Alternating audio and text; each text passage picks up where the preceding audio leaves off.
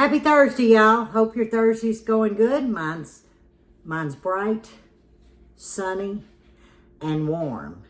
Because it wasn't warm this morning. I want to say it was like 36 or 38 was the thermostat or the thermometer outside. Well, I didn't have my glasses on, but I promise you it felt that cold.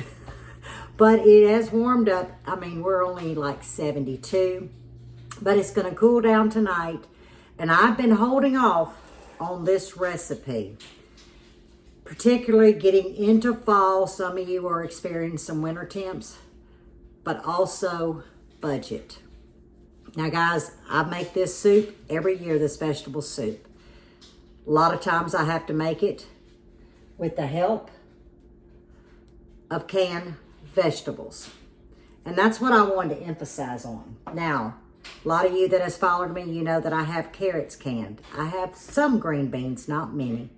I have plenty of corn canned, or should I say, it's in the freezer, but y'all have seen me do that recipe.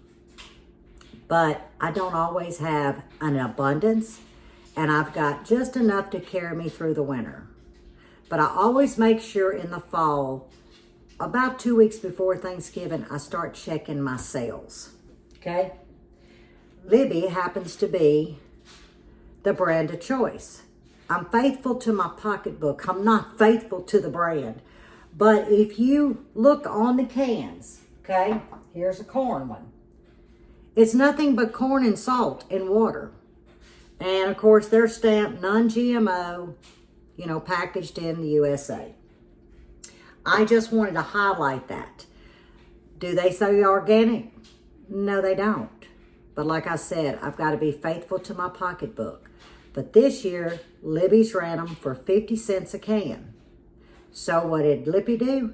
I bought a case and a half of each one. And I always do that. And that was about a little over a week ago. I know that that's going to supplement what I've been able to can and put up till next year. And there's been years that I've just relied on this. And that's what I want to concentrate on. I know there's chatter out there that says, oh, they've added this, they've added that. I'm going to have to entrust what the can says, and it says vegetables, salt, and water. And I'm going to trust that. But at the end of the day, when I can make this pot of soup for $14.25, and it feeds 10 people if you were just to serve it out, I, on the other hand, we're going to eat on it for 2 days, and then I'm going to put it in individual freezer containers. That gives us soup, you know, moving forward to the winter. Soup for me for lunch. Y'all know I love lunch.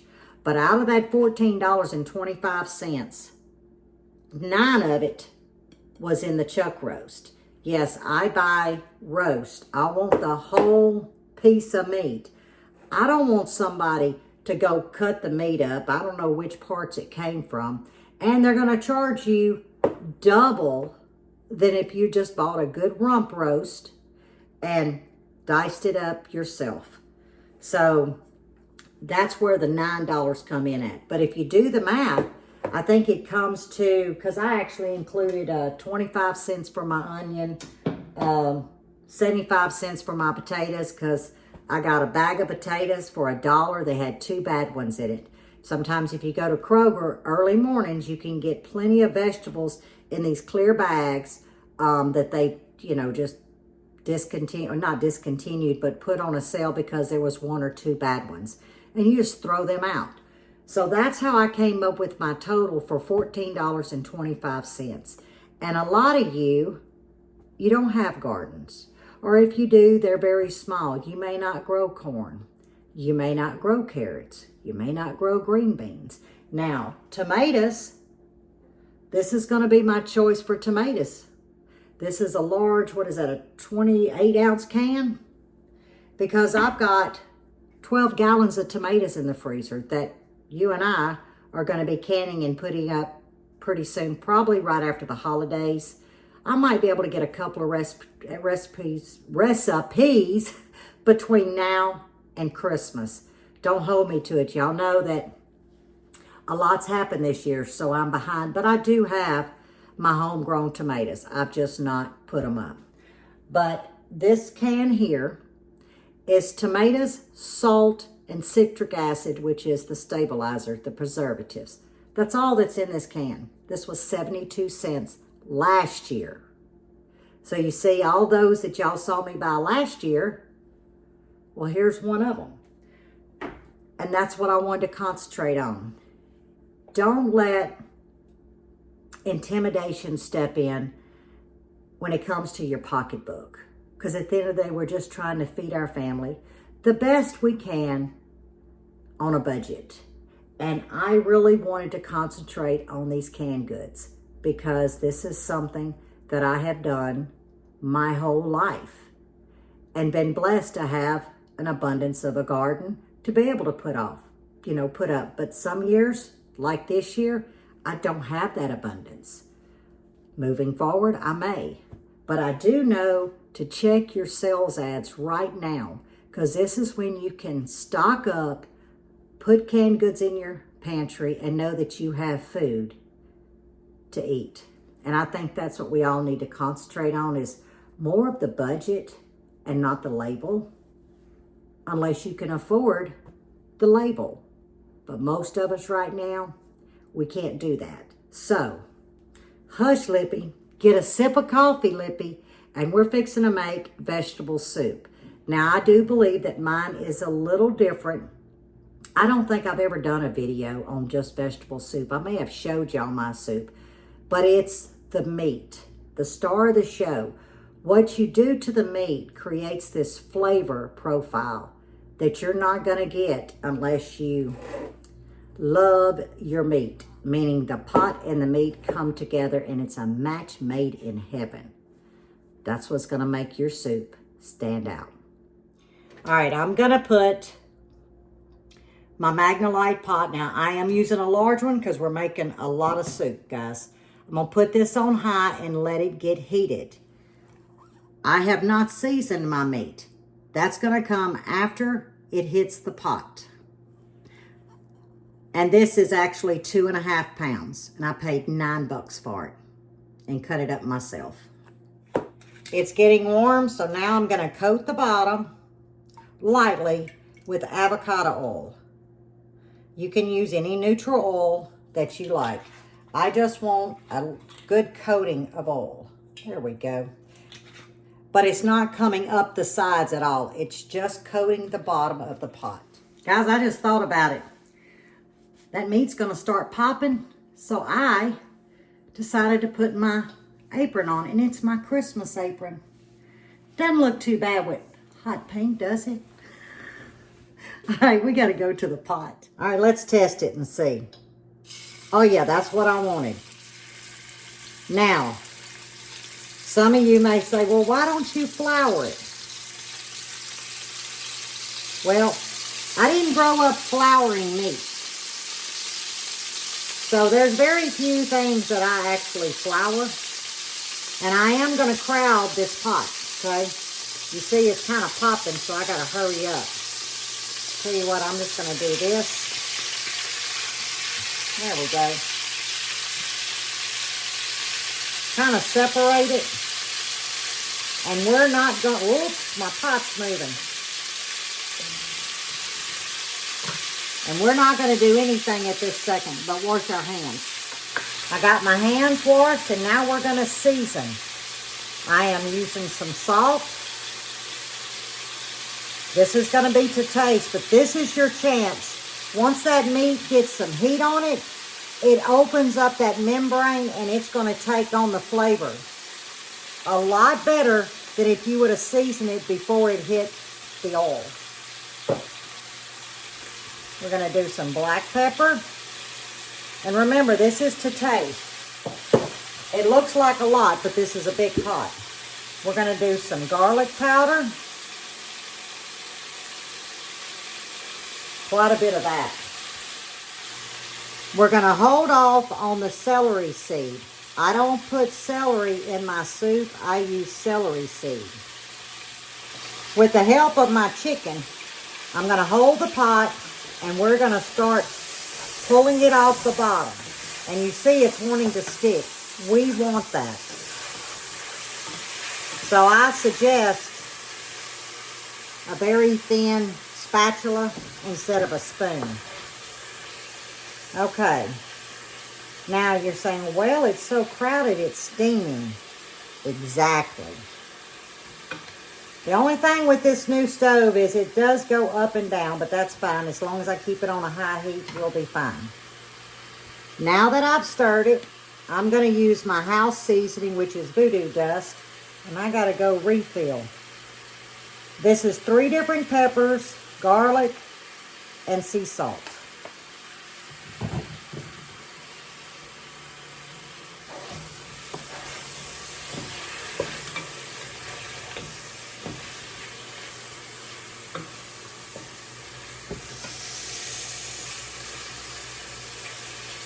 All right, now we're going to wait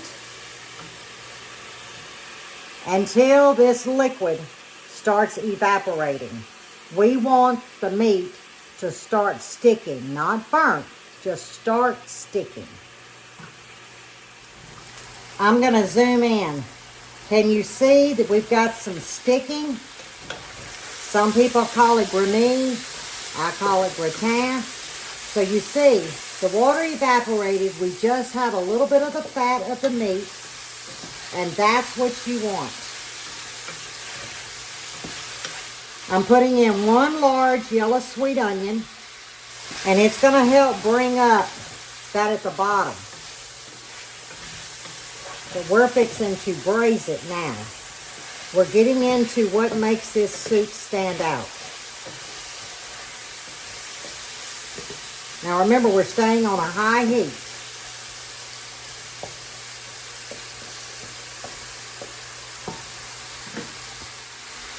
Water, droplets at a time, and I'll show you. It's going to pull that gramine up. And there's your flavor right there for your soup.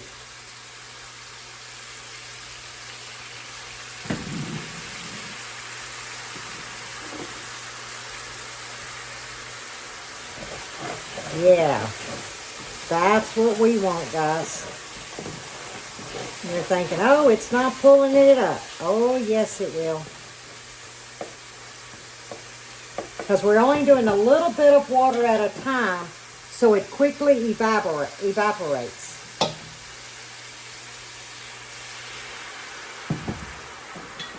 Oh, yeah, you see how that's getting dark?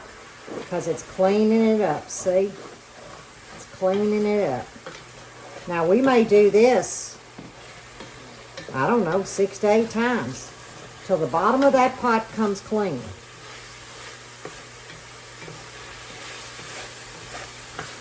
And what it's doing, it's coating that meat.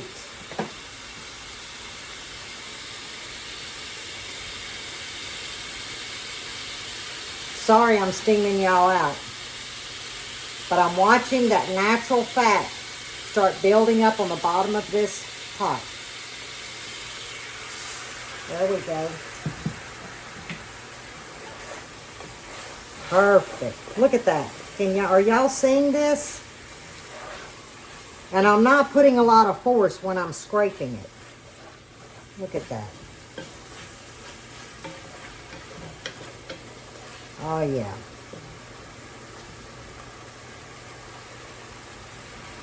Now that gramine is up off the pot, the meat's going to start braising again. It's going to get a little bit of a crust. Not burnt, just a little crust.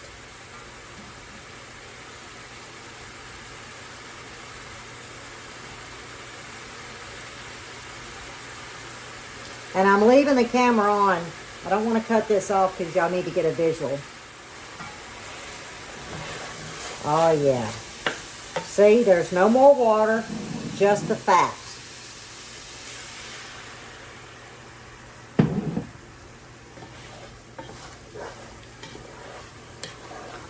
Oh, yeah.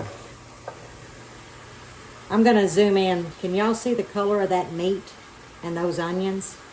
That's what that goodness did. It coated this meat. And that's where the flavor is for your vegetable soup. I'm going to do it one more time. Then we're going to start adding the goodness.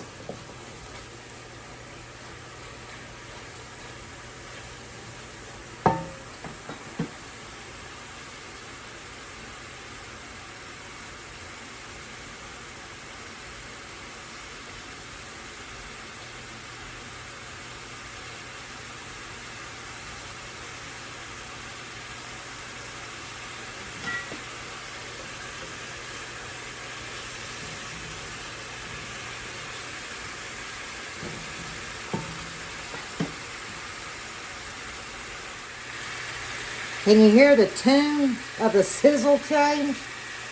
You can tell there's no water and it's the fat that you're hearing. Almost sounds like it's frying. I'm gonna do a couple of glups that time. Perfect.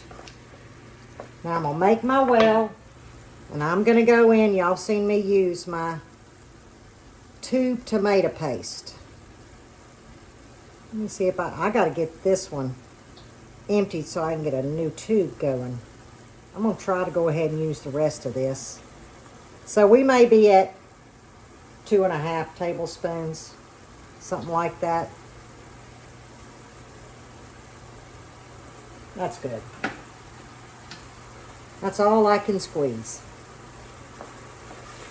And I'm gonna stay in the center. I want to bring the natural sweetness out of that paste. Oh yeah.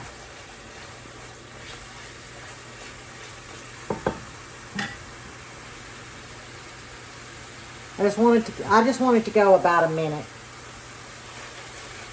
There we go. Now we're getting a little coating on that bottom. Now we're going to clean it up with our 28-ounce can of crushed tomatoes. I like petite diced is my favorite, but I didn't have any petite diced. Now we're going to turn it down just a little because it's popping. See why I have my apron on?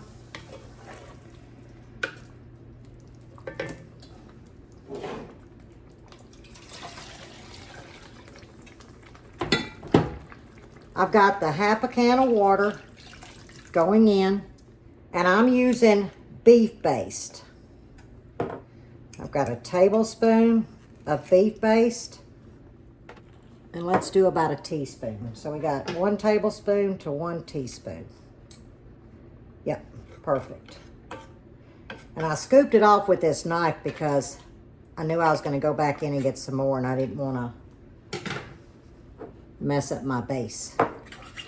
So to get all this goodness, let's get this chicken on here off this spoon. We're going to bring this back up. I cut it down too low. Let's go to a number 8. Oh yeah. Now in a couple hours, I am going to sample it to see if I need to add some more salt or pepper.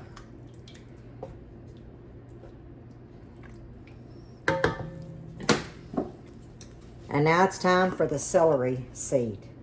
This is where you could add some celery leaves, you could add celery salt, but now celery seed goes a long way, so maybe 1/4 of a teaspoon is all I added. Oh, it smells so good. Okay, where are we going to get the rest of our liquid from? Right here in these cans. Remember, it's water, salt, and vegetables.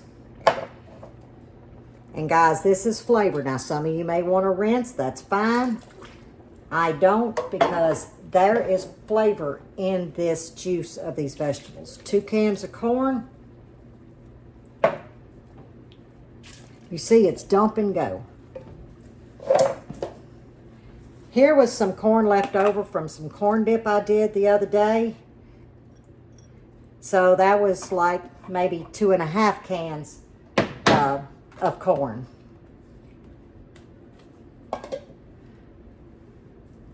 We've got carrots, 2 cans. You see how it's building up? And the one thing we wait on is the potatoes. I don't add the potatoes till the last hour of cooking or they will mush. Now, with this recipe, you could actually, in the amount of meat, you could actually add a can each again of corn, green beans, and carrots to really spread it out. At 50 cents a can, you're only talking adding another $1.50. That would put you at $15.50 total if you wanted to add 3 cans each of the vegetables. Okay, we're going to bring this up to temp, and I'll clean my mess up. Y'all, look. I forgot my red pepper flakes. Now, you don't have to use red pepper flakes, but y'all know Lippy, maybe 1/2 of a teaspoon, And let me tell you, it gives it warmth, but it doesn't give it heat. Now, you could if you did too much, but I almost forgot it. I was putting my seasoning up, and here it's set. Okay, back to coming to a boil. This is where I want it for our last ingredient, and that is sugar. And it's only going to be a teaspoon for this whole pot, guys. And what that's going to do, it's going to cut any acidity from the tomatoes and the tomato paste. You're not going to taste sweetness.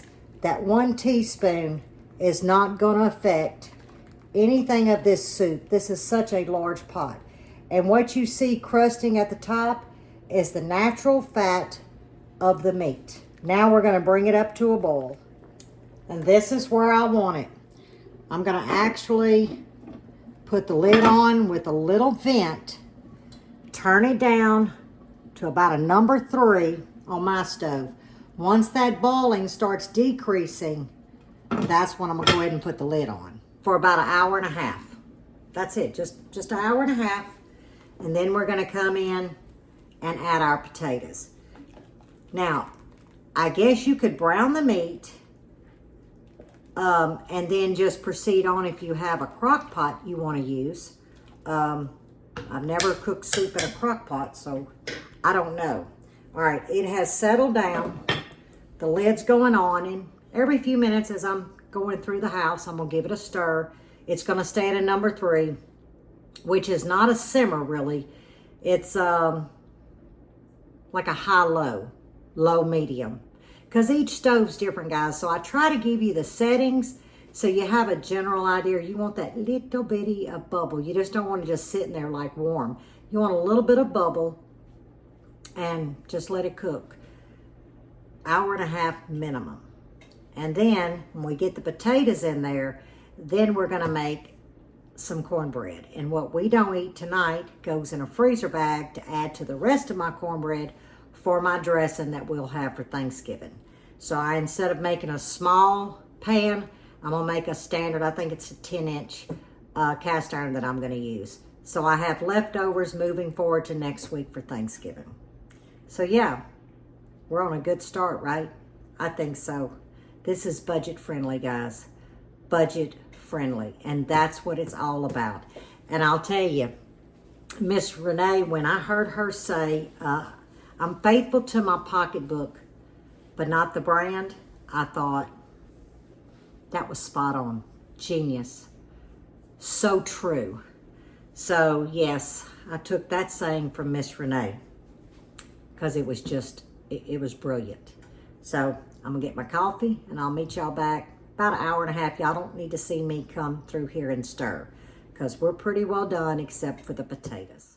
I just put the potatoes in about 30 minutes ago. So we've got about 30 minutes left on the soup. And normally I just turn it off and let it sit. We eat about 6. So it is 4 o'clock now. I'll turn the stove off at 4:30. But now it's time to make the cornbread. Now on my oven, I have to preheat to 450. My old oven, I had to preheat to 475. This one seems to cook hotter and faster.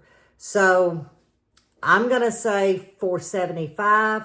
But if you have a high heat oven like I do, I would drop it down to 450. So the first thing we got to do is prep our iron skillet.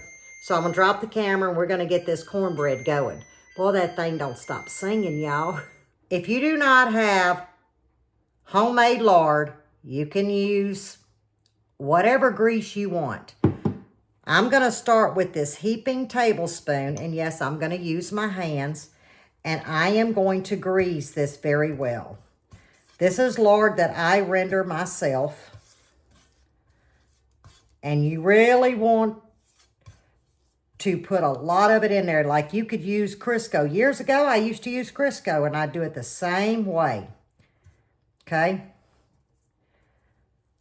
And I'm going to put this into the oven, let the skillet get hot while we mix everything else. And then we're going to use some of this residual lard. I got my hands clean. I'm Gonna wipe my spoon off with a paper towel because I don't want that in my sink, letting that grease go down the drain. I'm gonna crack 1 egg. Beautiful egg. And I normally like to crack my egg first because these are yard eggs, room temperature. In case it happens to be bad, I've not ruined my milk and my oil. In this, I've got 1 1/3 cups whole milk. I'm out of buttermilk or out of used buttermilk. 1/4 cup neutral oil. This is avocado oil. And we're gonna get this blended well. I'm using self-rising cornmeal. It's got all the leavening in it. And I want 2 cups. And these are 1/2 cup measures, so I need 4. Now I'm just gonna sprinkle a little extra salt, even though it has salt in it. And this is optional too, guys. It's about 1/2 teaspoon of sugar. And of course you can add more sugar. You don't have to add the extra salt. And I'm just using a kitchen fork to kind of get it all mixed in before I get jiggy with it. Our skillet is good and hot. And I'm gonna pour that residual lard into our mixture. And we're just gonna get it folded together into our skillet. And it's gonna bake 20 to 25 minutes. It's gonna get golden brown. I just turned the stove off. Whoops. I want y'all to look at this soup. Isn't it gorgeous? Our cornbread is golden brown and out of the oven. And as soon as my skillet cools, I'll just wipe out just a few of those crumbs. Now, just for the sake of the video, because it is not supper time, it's just 4:40, I am going to get just a little bit of soup, not much, just for the sake of the video. Hope I didn't get any meat. Little sample never hurt no one. It's got to cool off before I put this to my lips. Here goes.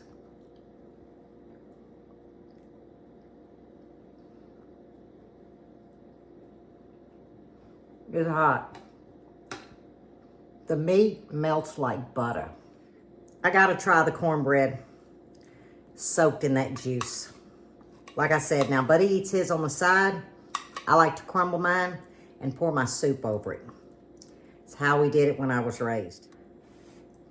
You know, I'm dying to try this cornbread with all this juice.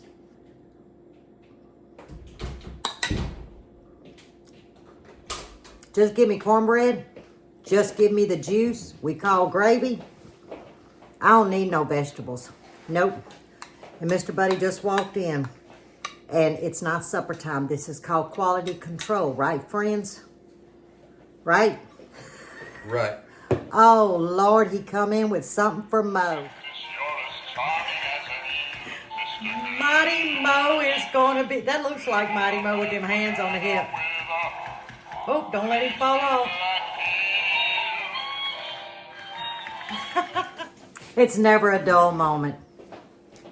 Oh, Mighty Mo's going to be so happy. And that's him made over. And by the way, he asked his mom, can I have a Grinch Christmas? She said, what do you mean, Mo? I want the tree and everything Grinch. He's obsessed with Grinch. So, he won't see this video. I already know that. Well, I think I know that. So, we like to give little snippets of treats and gifts and things like that leading up to Christmas. And since our holidays are going to be kind of on different days, that's his first one. So, and that's this weekend. Only Pawpaw would find something so adorable and so fitting. But as always, stay safe, stay well, and God bless. And if you're not familiar with how I braise my meat for my soup, give it a try. I'm telling you, it takes it to a whole nother level. Until the next one, guys.